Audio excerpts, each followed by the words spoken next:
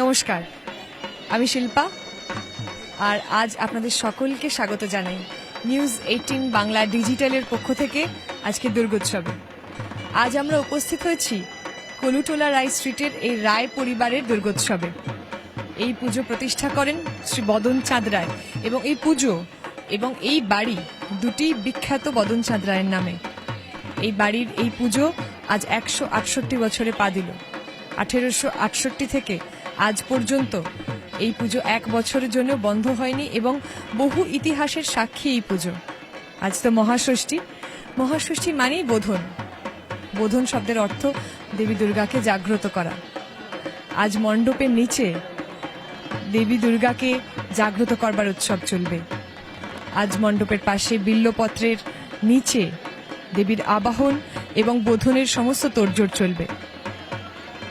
বিল্লবৃক্ষের নিচে এই যে দেবীকে জাগ্রত করবার প্রচেষ্টা চলবে, সেই সমস্ত কিছু আমরা আজ আপনাদেরকে দেখাবো, এবং এই যে বাড়ি, এই অসাধারণ দুর্গাপুজোর সমস্ত কিছু আপনাদের সঙ্গে শেয়ার করে নেব। মহাষষ্ঠী মানেই তো বাঙালির পুজো শুরু হয়ে গেছে। আজ নতুন জামা, নতুন জুতো, পেট পুজো, প্যান্ডেলে প্যান্ডেলে ঘোরা, সমস্ত কিছু। কিন্তু তার পাশাপাশি এই সমস্ত সাবেকি বাড়িগুলোতে যেভাবে পুজো হয় সেগুলিও আমরা সমস্ত দেখে নেব। আপনি এই বাড়ির সপ্তম পুরুষ না পঞ্চম পুরুষ? পঞ্চম পুরুষ। বড় রায়ের থেকে শুরু করে আমি পঞ্চম পুরুষ। আমি দিলীপ কুমার রায়, এ বাড়ির একজন প্রবীণতম সদস্য।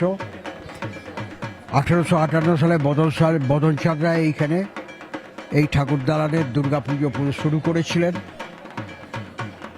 কিন্তু তার বাবা ঈশ্বর মথুরমোহন রায়ের উইলে 1846, মনে রাখবেন 1846 হচ্ছে কোম্পানির সময়, মানে ইস্ট ইন্ডিয়া কোম্পানির আন্ডারে।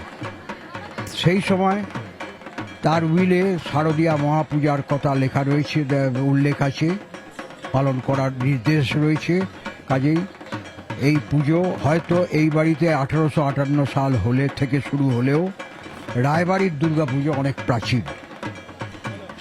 আমরা 1858 সাল হিসেবে 2007 সালে 150 বছর উদযাপন করেছি। আমাদের এই পুজো হয়তো কত প্রাচীন সেটা আমাদের কাছে রেকর্ড নেই।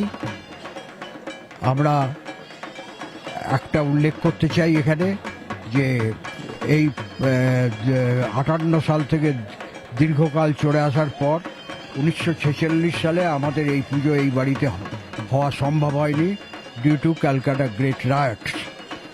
তখন আমাদের বাড়ির এই পুজো আমাদেরই এক শরিক চিতপুর নিবাসী অনন্ত কুমার রায়ের বাড়িতে হয়েছিল। সেটি রবি ঠাকুরের বাড়ির ঠিক গায়ে। 1946 সালের পুজোটার কথা বললাম। এবারে পরবর্তী বছর স্বাধীনতা প্রাপ্তির পর 1947 সালে আমাদের এই পুজো অনুষ্ঠান করার কথা ছিল আমাদের ঠাকুরবাড়ি বাঁধাঘাট, শালকিয়া বাঁধাঘাটের কাছে হাওড়া স্কুল রোডের ওপর মদনমোহন মন্দিরের ঠাকুর দালানে। কিন্তু তদানীন্তন পুলিশ কমিশনার রায়বাহাদুর সত্যেন মুখোপাধ্যায়ের নির্দেশে আমরা এই পুজো আবার 1947 সালে তারই সিকিউরিটিতে আমরা এই পুজো আবার শুরু করি। সেই থেকে এই পুজো আবার চালু হয়েছে, এক বছর ব্যতিক্রম। এটা মানে আমাদের বংশ তালিকায় লিখিত আছে। এটা ইতিহাস তো আর কি বলবো, ওটা তো রেকর্ডেড, আমাদের বংশ তালিকায় এটা রেকর্ড করা আছে। তার মাঝখানে আমাদের আদি সপ্তমগ্রামেও আমাদের ছিল, সেটাও লেখা রয়েছে। তারপরে আমরা কলকাতায় এসেছি। স্টক এক্সচেঞ্জের সঙ্গে এই বাড়ির যে সম্পর্ক, সেটার একটা ইতিহাসটা একটু বলবেন। এই পুজো আমরা রায়বাড়ির পুজো, আমরা সম্পূর্ণ পারিবারিক পুজো। এই পুজো বড় রায়ের থাকতে আমরা সপ্তম পুরুষ হলেও তার বাবার অর্থাৎ মথুরমোহন রায়ের ব্রাঞ্চ হচ্ছেন এই সুপ্রতিম। তার সঙ্গে আমার এক জেনারেশন কি 2 জেনারেশন গ্যাপ, মানে হয়তো সপ্তম অষ্টম পুরুষ হবে। যাই হোক, কিন্তু কথাটা হচ্ছে এটা ভেবে দেখবেন সপ্তম পুরুষের মানে গ্যাপে আমরা কিন্তু একসঙ্গে পুজো করছি। এক অদ্ভুত, এরকম কোনো জায়গায় নেই।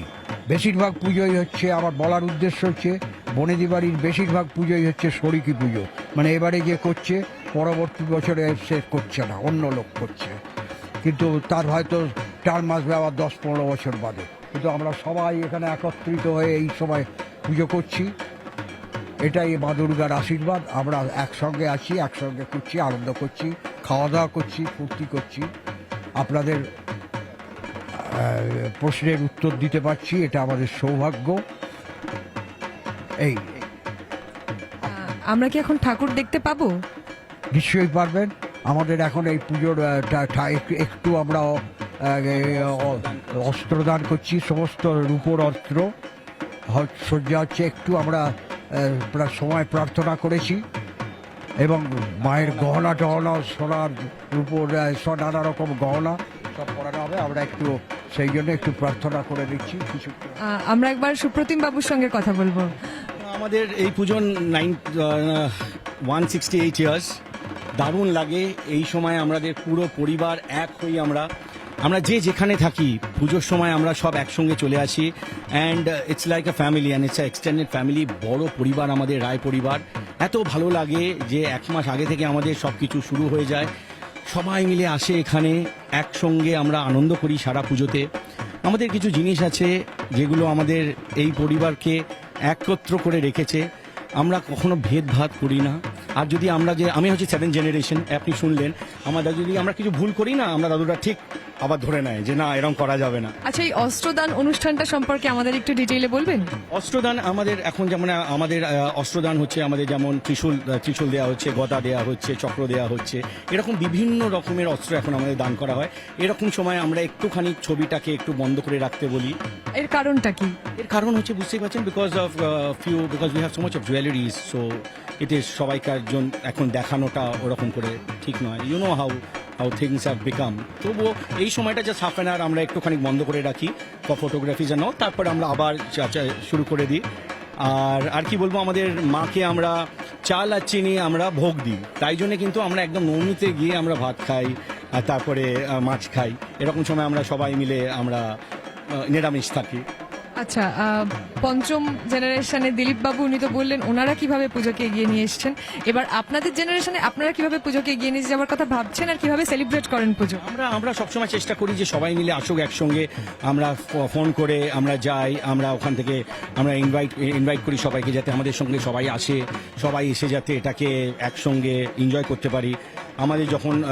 আমরা যখন মাকে নিয়ে যাই, যখন আমরা করতে যাই, যখন আমরা ভাসান দিতে যাই, তখন আমাদের আগে জেনারেশন কি প্যালিনকুইনে করে নিয়ে যেত, এখনো কিন্তু আমরা কাঁধে দুলিয়ে দুলিয়ে মাকে নিয়ে যাই, আমরা দিয়ে ভাসান দিই।